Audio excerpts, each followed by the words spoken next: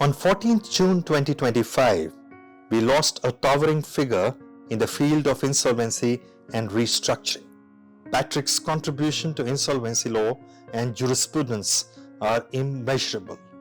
Over the course of his illustrious career at Rajan Tan in Singapore, Patrick rose to become its managing partner, guiding the firm through regional expansion and cementing his place as a leader in cross-border restructuring.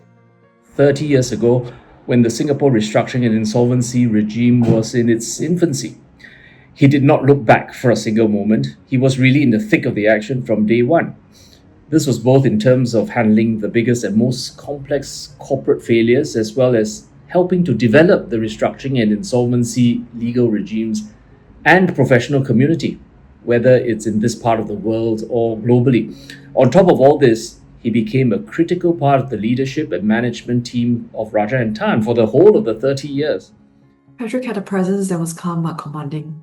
He believed that excellence was not just about the law, it was about the people. About how we treat our colleagues, our clients, our counterparts, and the community we are in. He worked magic every single time he walked in, with his ability to read and manage the room.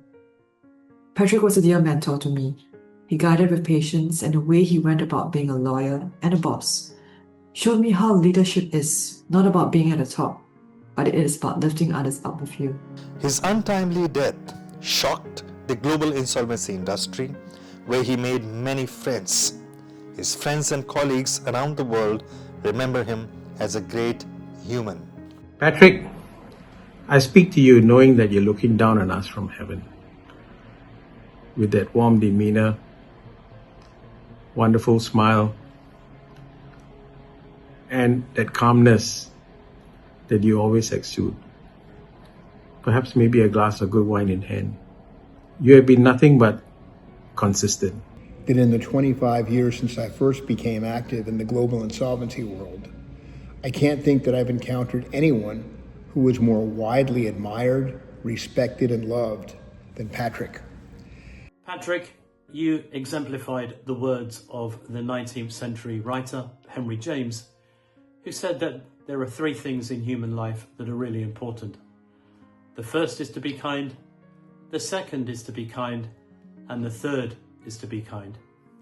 Now, as time goes on and memories fade, we may struggle to remember all the things you said and did, Patrick, but none of us will ever forget how you made us feel, and all of us are proud to have called you a dear friend. Patrick was the first International Emeritus Fellow of the Insolvency Law Academy. Induction Ceremony was scheduled in New Delhi. He was humbled and was looking forward to travel to India to accept the citation in person. But the fate had something else in store. Patrick learnt about his illness. He was advised by his doctor not to travel abroad. He requested ILA that he be allowed to accept the award virtually. Namaste. I'm sorry that I'm unable to be present with you in person for this wonderful event.